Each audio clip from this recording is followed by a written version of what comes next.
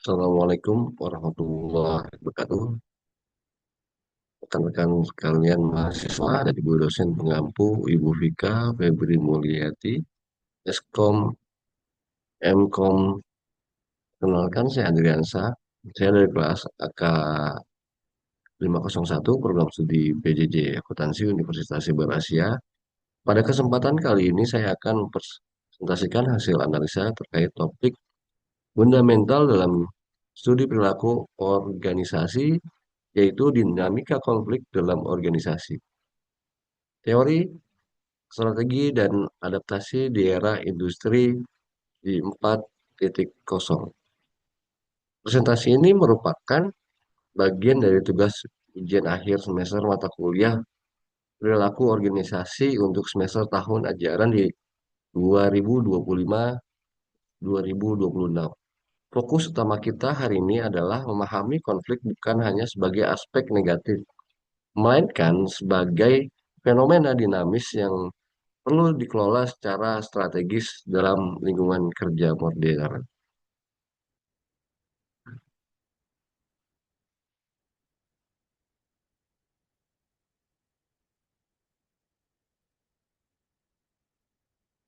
Selanjutnya, yaitu konflik. Sebelum melangkah lebih jauh, mari kita definisikan apa yang dimaksud dengan konflik.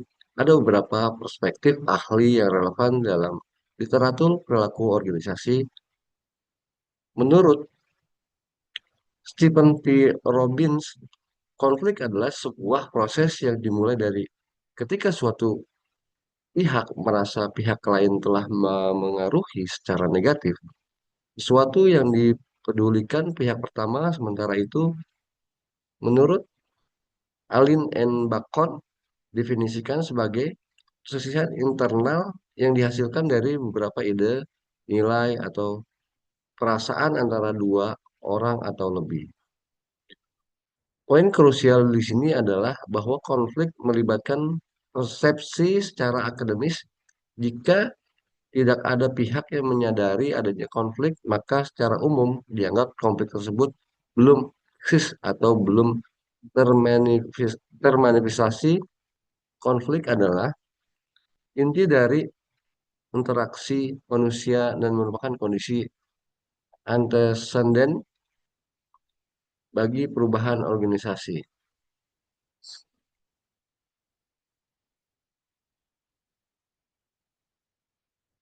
Kemudian, untuk evaluasi pandang terhadap konflik. Nah, pandangan terhadap konflik telah berevolusi signifikan. Sering berkembang teori manajemen, ada tiga pandangan utama, yaitu yang pertama, pandangan tradisional di tahun 1930-1940 menganggap konflik sepenuhnya disfungsional, hasil dari komunikasi yang buruk dan harus dihindari dengan segala cara. Kemudian yang kedua, pandangan hubungan manusia di tahun 1940 sampai dengan 1970 yang mengikuti bahwa konflik adalah fenomena alami dan tidak dapat dihindari dalam kelompok manapun. Kemudian yang ketiga, pandangan interaksionis atau modern yang dianut saat ini. Pandangan ini menyatakan bahwa konflik tidak hanya positif, tapi mutlak diperlukan. Konflik yang dikelola dengan baik dapat mendorong kinerja efisien, inovatif, dan kreativitas dengan kelompok. Fokus manajemen modern adalah memaksimalkan aspek fungsional dan konflik.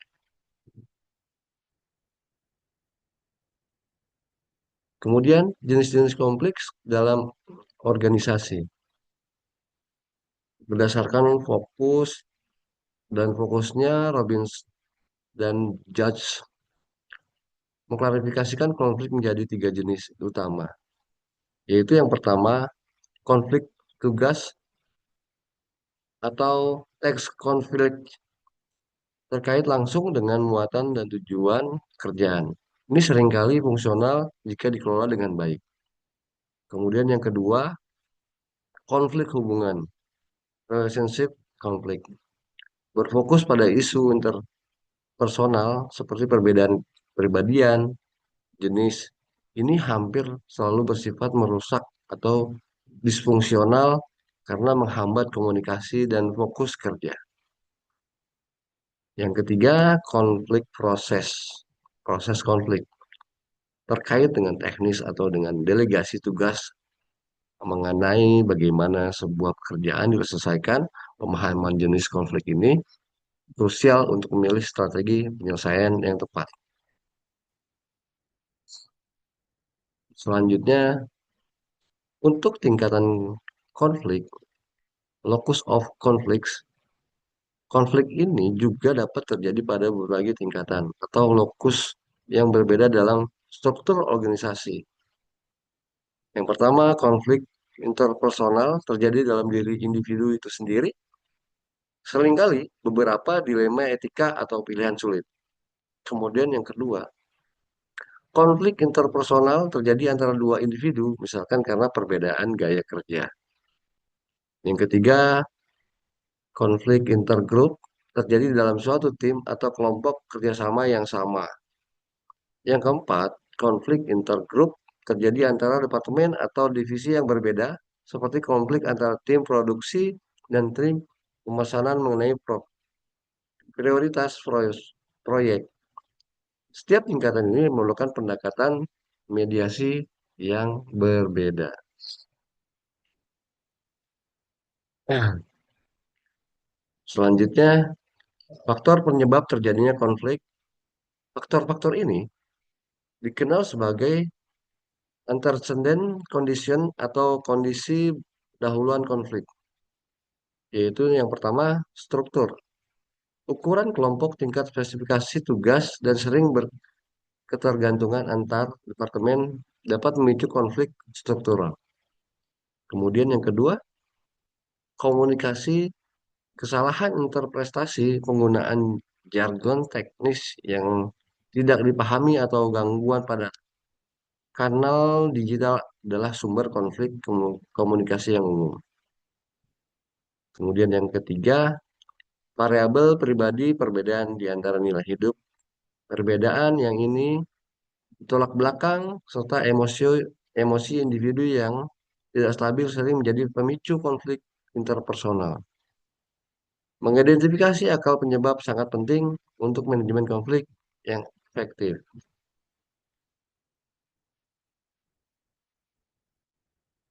Kemudian untuk dampak terjadinya konflik. Konflik ini memiliki dua sisi dampak. Di sisi dampak fungsional atau juga konstruktif, konflik dapat meningkatkan kualitas keputusan melalui sistem ide-ide baru, mendorong kreativitas dan inovasi. Di sisi disfungsional atau destruktif, konflik yang tidak terkendali menghambat komunikasi, menurunkan kohensi tim, memicu stres kerja, meningkatkan turnover, tension, atau nilai keluar perusahaan. Konflik adalah mengelola keseimbangan ini.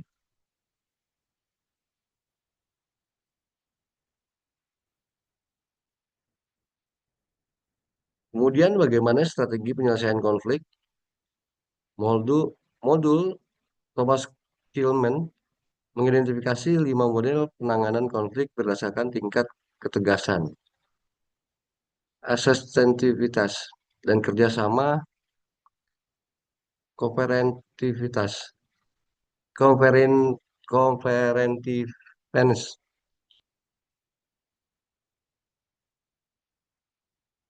Yang pertama, competing, competition, atau bersaing mengutamakan kepentingan pribadi, win or loss.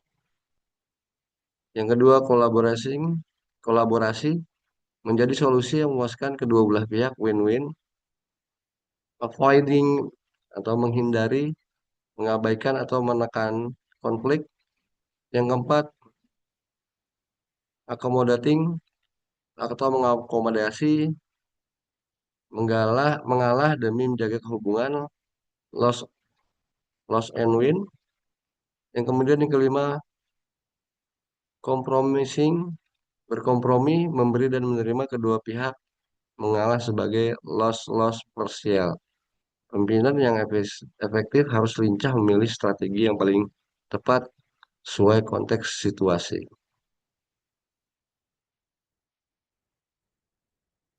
Kemudian selanjutnya untuk studi kasus kolaborasi versus konflik kompetisi di Microsoft. Sebagai studi kasus nyata, kita lihat Microsoft era sebelum tahun 2014 yang penuh dengan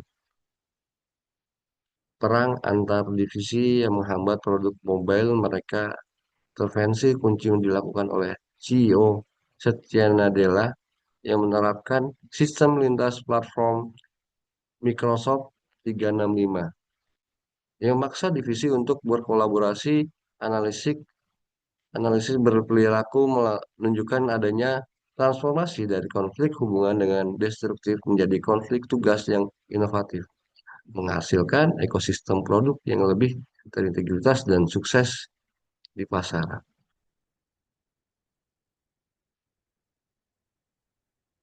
Kemudian perilaku organisasi di era industri 4.0. Era industri di 4.0 ini membawa tentang tantangan baru dalam mengelola perilaku manusia. Yang pertama, distribusi AI, otomatisasi, muncul konflik manusia versus mesin, dan ketakutan antara pihak. Yang kedua, virtual teamwork.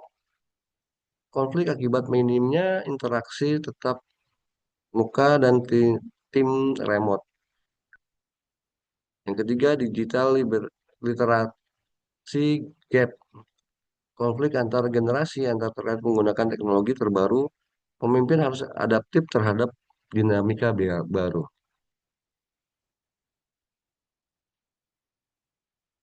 Kemudian dari akal tersebut, kita dapat ambil kesimpulan sebagai manajemen konflik bukan tentang menghilangkan konflik, melainkan memaksimalkan aspek fungsional di era industri di 4.0. Pemimpin harus agile atau lincah dalam memediasi beberapa teknik dan emosional di ruang kerja digital.